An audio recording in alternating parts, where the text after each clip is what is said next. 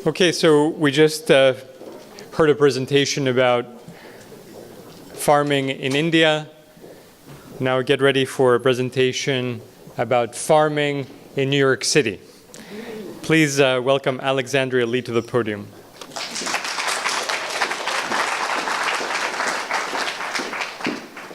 Good evening, everyone. My name is Alex Lee, and I'll be presenting on behalf of my team tonight in regard to the work that we've been doing with our client, Teens for Food Justice.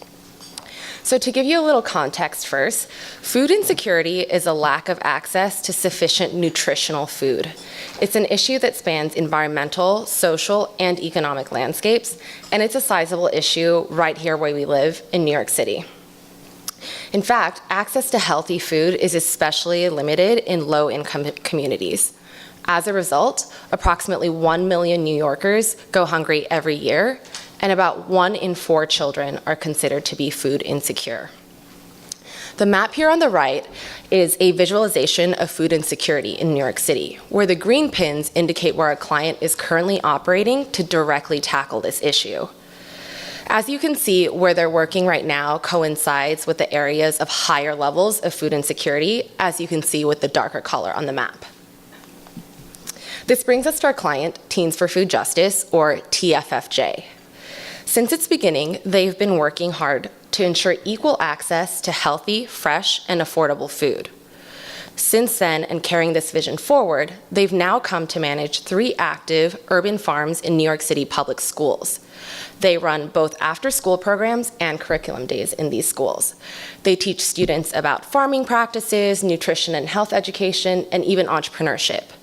This unique educational approach empowers students to become change agents and strive for healthier futures. All of these aspects are complemented by the fact that our client actually shares the produce that's grown in the farms to the students where the farms are located, in the schools where the farms are located, as well as their families and the local communities. With rapid growth in recent years, TFFJ has experienced some management issues that have come along with it, particularly in regards to the lack of alignment in how each of these individual farms run. They all differ from each other slightly.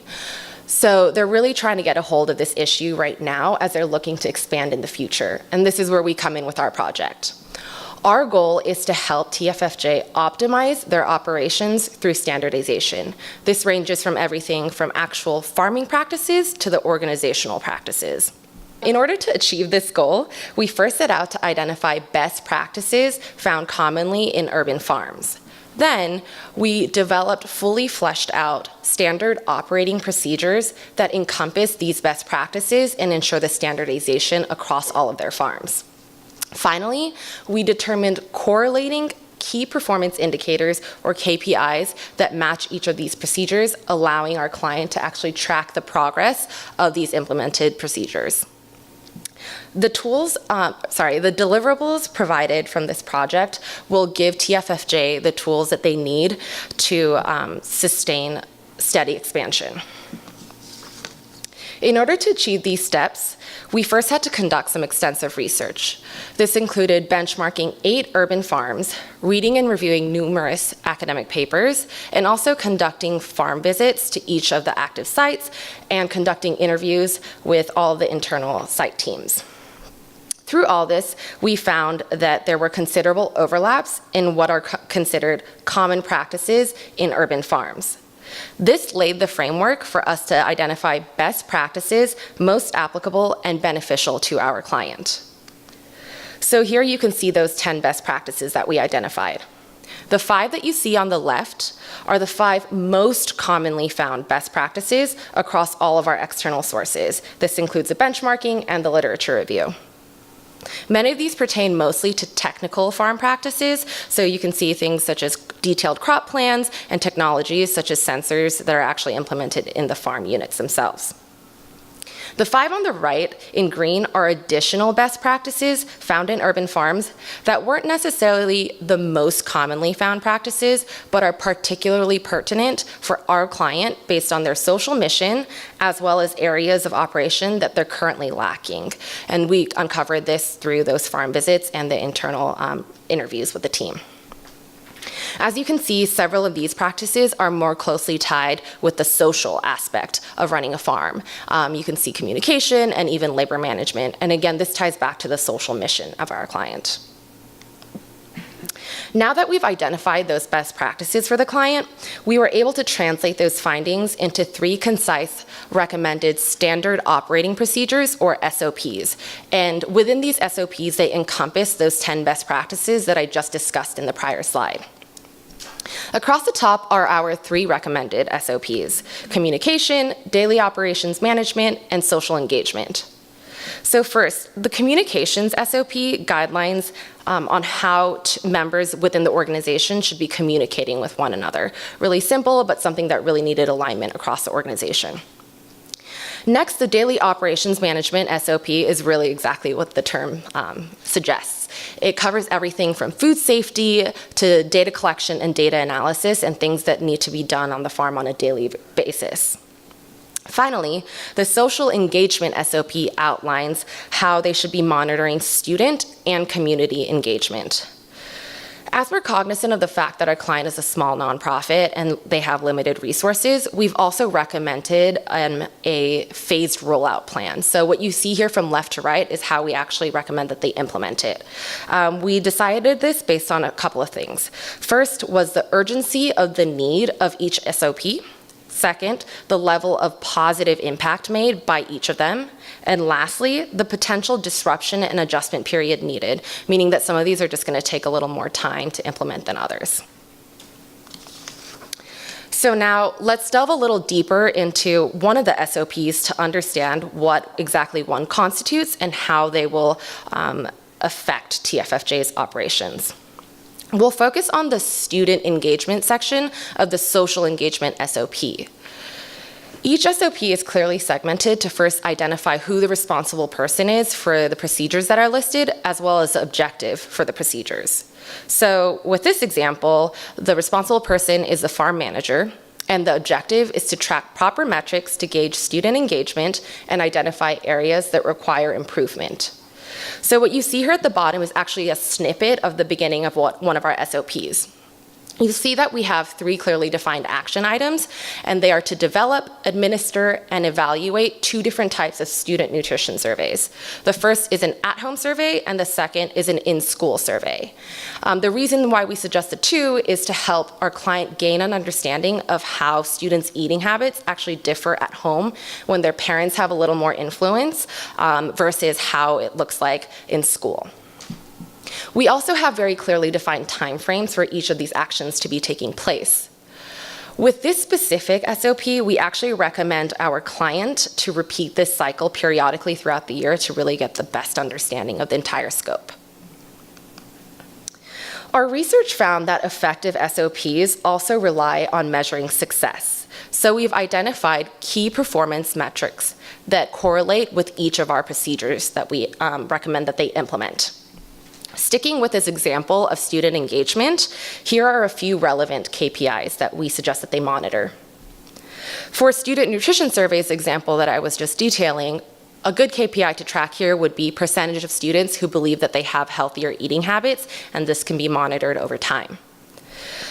Another KPI to measure the impact of school programs is the percentage change of number of students whose grades have improved. And this actually ties back to the educational aspect of the after-school programs and the curriculum days in the schools. Monitoring these key performance indicators will allow our client to truly leverage the procedures that we're recommending and help them understand how the effects of the operations are coming about from that. So the benefits here for our client are twofold. Firstly, through proper implementation of our recommendations, they can streamline their operations management across their organization. Secondly, these standardized practices will lay the foundation for our client to continue to expand their operations and subsequently scale their social mission. Finally, we recommend that our client take the following steps to ensure the optimal use of our recommendations. First, they need to identify clear roles and responsibilities for the implementation of the recommended standard operating procedures. Essentially, everyone needs to understand what their role is in the bigger moving piece for everything to run smoothly. Next, they will have to follow that phased rollout strategy that we recommended for the standard operating procedures. Trying to do everything at once is highly disruptive and will likely end up causing more harm than good. Lastly, they must work to solidly ingrain all of these recommendations into their daily practices and truly make a habit out of it. Progress can only be made if these recommendations are accurately and consistently followed. With that, thank you, and I will be taking questions.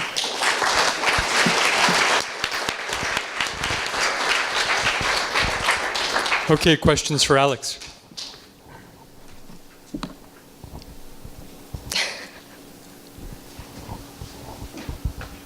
Going once.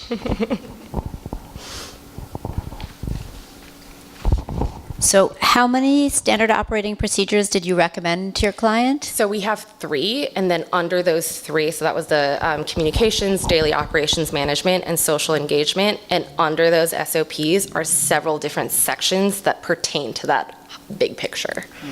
Yeah.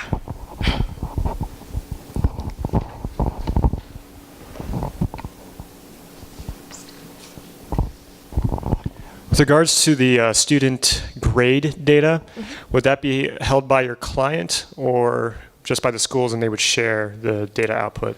The schools would be sharing. They do foster a very close relationship with the farm managers, and they have curriculum managers as well. So there's a lot of back and forth with the school and our client. What is the total number of KPIs that you're asking them to track and manage against? I can't tell you an exact number, but there are quite a significant amount, and they're all tied back to each of these procedures. And we understand that it's a lot to track, obviously, so that's why we have the phased rollout strategy and kind of easing them into adopting this new process. I see. Yes, I was just wondering if does it require additional personnel to implement this, or is it with the existing capacity? It's with existing capacity, but we do recommend in certain aspects and pockets of their team that they could potentially hire more. And they're looking to grow right now. I think in 2022, they want to operate 10 farms. Right now, they're in 3. So as they grow, they're going to continue growing their organization, and it'll all scale up as they go. Yeah. Okay, Alex, thank you. Thank you.